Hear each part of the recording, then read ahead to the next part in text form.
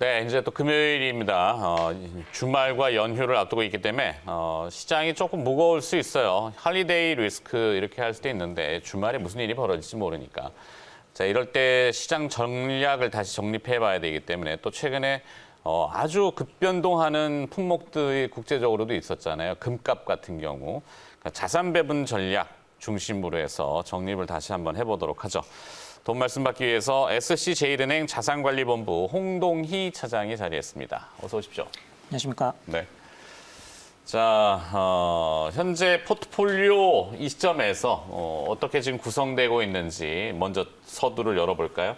예, 지금 현재 시장 환경을 보시면 유동성에 기반을 해서 글로벌 전반적으로 위험 선호가 굉장히 강하게 유지가 되고 있고요. 네. 코로나19라는 불확실성에 대해서 학습 효과들이 작동을 하면서 굉장히 강세 흐름이 강하다라고 보시면 될 것 같습니다. 네. 저희는 이제 경기 그리고 기업이익이 점진적으로 회복을 할 수 있다라는 기대를 가지고 있기 때문에 위험 자산에 초점을 두고 중장기 관점으로 투자 전략을 가져가시는 게 유효하다라고 보고 있는데요.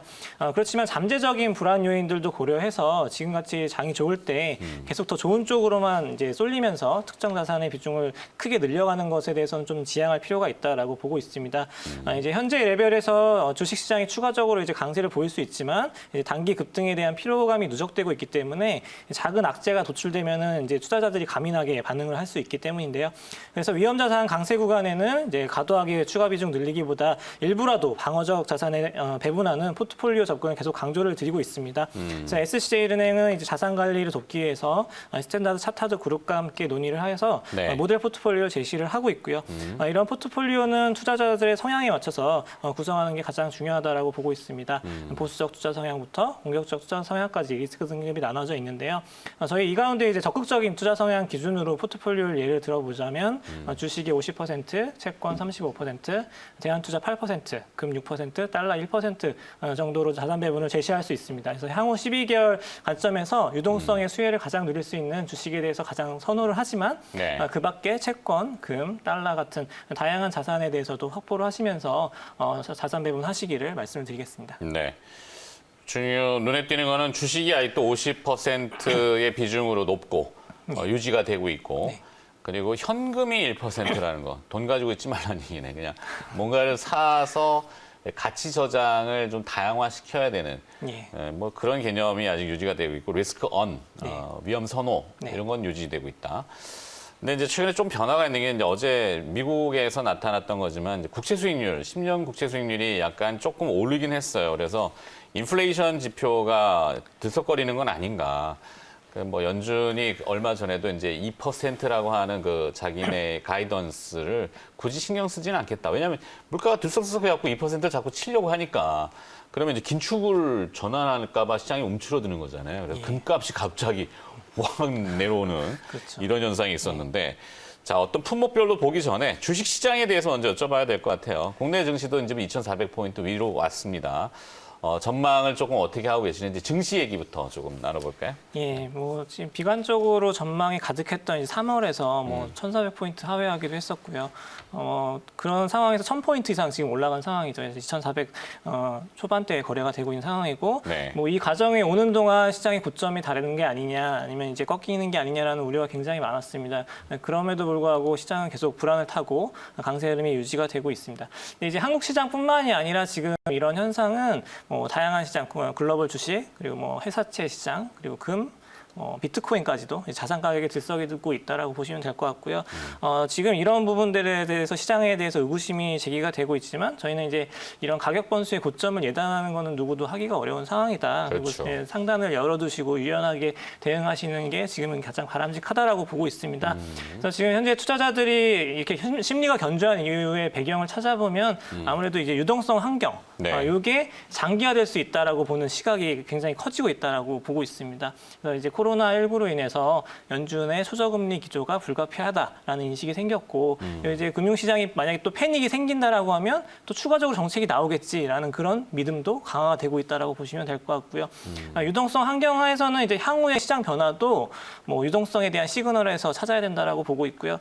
그 중심에는 연준이 있습니다. 근데 지금까지 연준이 보여주는 이 스탠스는 투자자들의 믿음에 좀 부응을 하고 있는 모습이고 금융시장 가열보다는 지금 실물 경제가 너무 불확실하다 그런 쪽에 굉장히 초점을 맞추고 있습니다. 그래서 경제가 궤도에 오르기 전까지는 지금의 완화 기조를 유지시키겠다라고 계속 확인을 시키고 있습니다. 네. 그래서 이제 유동성 주도의 시장 분위기가 저희는 단기간 내에서는 바뀌지 않을 것으로 보고 있습니다. 그래서 한국 증시 역시 유동성의 추가적인 수혜가 기대가 되고 있고 또 개인 투자자들의 수급 역시 굉장히 견조하게 뒷받침을 하고 있기 때문에 그런 유입이 시총 증가를 좀 견인할 수 있다 이렇게 보고 있고 그렇기 때문에 투자자분들은 지금 사실 가격에 대한 부담을 고민할 수밖에 없는데 네. 그런 부담이 있지만 일부라도 시장 참여는 계속 하시고 이 시장에 머물면서 이 유동성이 주는 그런 기회 자체는 계속 활용을 하셔야 되지 않을까라고 보고 있습니다. 그렇죠.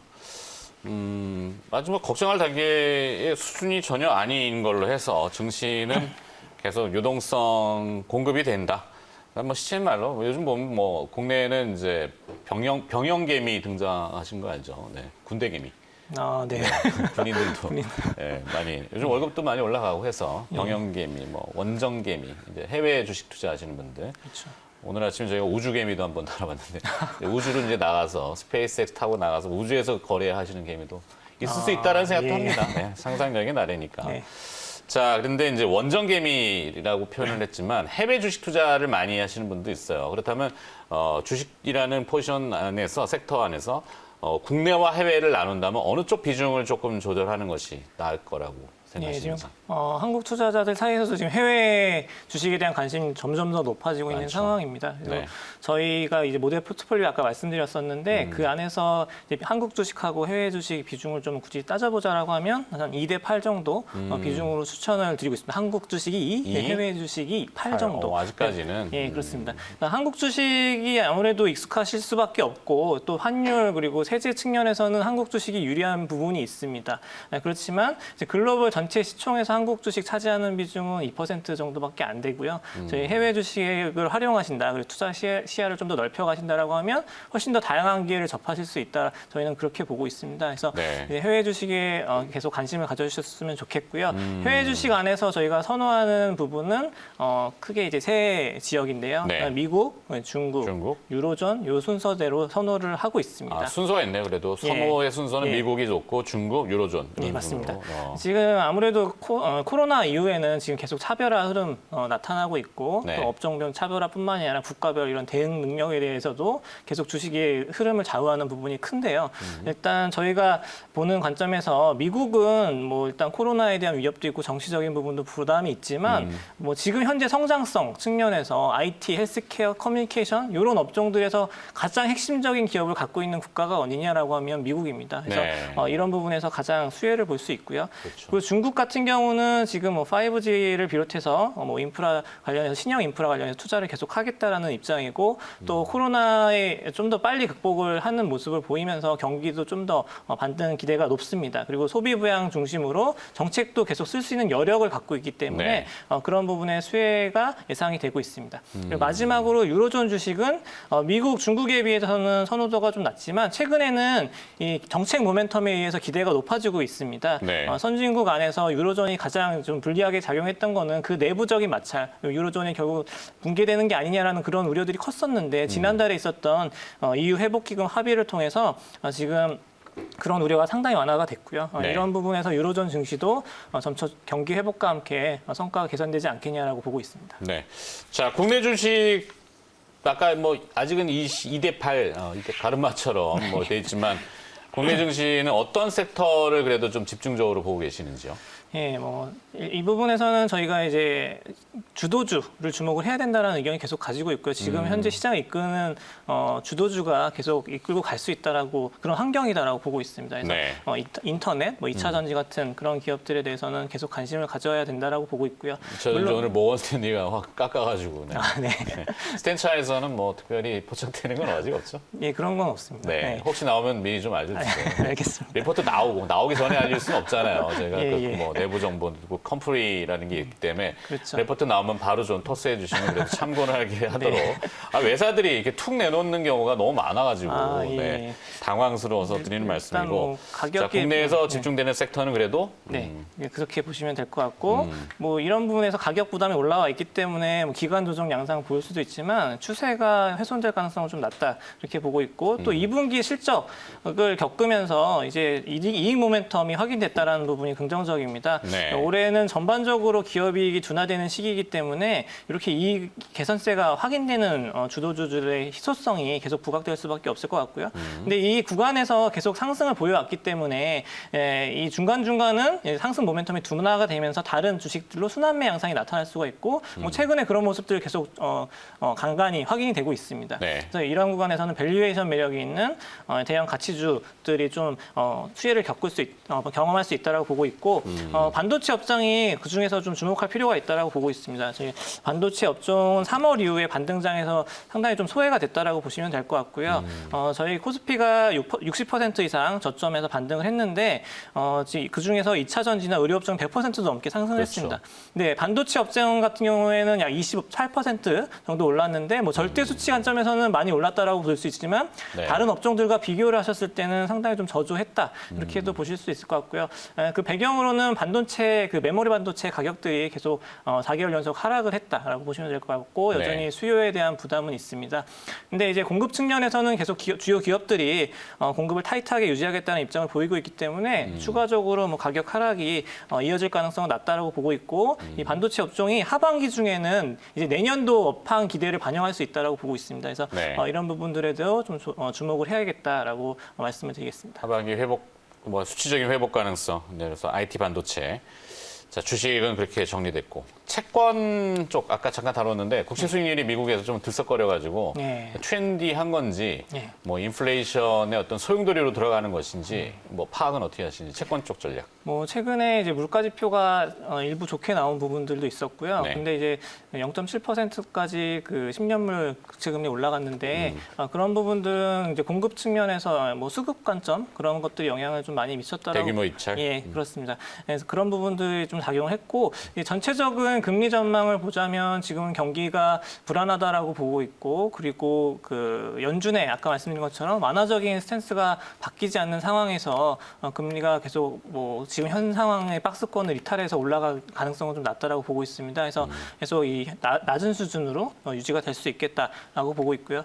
채권 투자 입장에서는 이런 환경은 우호적이다라고 계속 말씀을 드리고 있습니다. 그래서 네. 채권에 투자하시는 것도 고려해 보셔야 되는데 이 접근 방법은 뭐 크게 두 가지로 가져가시기를 말씀을 드리고 있는데요. 첫 번째는 수익성을 고려하셔야 되고 두 번째는 안정성을 고려하셔야 된다. 채권도 굉장히 다양하거든요. 네. 종류가. 그래서 이제 만약에 내가 이제 좀 더 기대 수익을 높게 채권을 가져가고 싶다라고 하시면 이 선진시장 하이힐드 고수익 채권이라고 불리는 채권 그리고 신흥시장의 USD 달러 표시로 된 채권들이 있습니다. 네. 국공채 중심으로 이런 부분들을 저희 선호하고 있고요. 지금은 금리가 초저금리 환경이기 때문에 인컴이 계속 귀해지고 있거든요. 근데 이런 채권들은 기본적으로 일드가 5% 이상 나오고 있습니다. 그래서 네. 이런 수요, 계속 인컴을 찾는 수요들은 이 채권들에 대해서 계속 우호적으로 작용을 할 수 있고 긍정적으로 보고 있습니다. 근데 이제 이 두 채권의 단점은 위험 선호에 크게 영향을 받을 수밖에 없고요. 결국에는 자산 배분을 해놨는데 자산 배분 효과를 이 채권에서는 기대하기가 어렵습니다. 그래서 저희는 안정성 측면에서 일부 채권은 굉장히 방어적인 성격을 가진 채권으로 가져가야 된다라고 말씀을 드리고 싶고 그 채권으로는 저희가 아시아 달러 표시 채권 그리고 한국 채권을 말씀을 드리고 KP물. 있는데, 네 맞습니다. 이제 신용 등급이 기본적으로 좀 높고요. 그리고 수요도 굉장히 강합니다. 그래서 이번 코로나 19로 인한 3월 변동성 국면에서 상당히 상대적으로 방어력 있는 모습들이 입증을 해왔습니다. 그래서 네. 이런 부분들에 의해서 변동성이 나중에 확대될 수 있다는 부담을 덜고 싶다라고 하면 이렇게 접근하시면 좋을 것 같고 다시 한번 정리해서 말씀을 드리면 수익성 추구는 하이힐드 그리고 신흥시장 채권, 안정성은 아시아 그리고 한국 채권 이렇게 조합으로 확보하시기를 계속 말씀을 드리겠습니다. 알겠습니다. 오늘은 여기까지만 듣도록 해야 될 것 같습니다. 자산 배분 전략이었고요. 사실 이 외국사에 계시기 때문에 외국사에는 기준이 조금 까다로워서 도움은 좀 되실 거라고 생각합니다. SC제일은행 자산관리본부 홍동희 차장이었습니다. 고맙습니다. 감사합니다.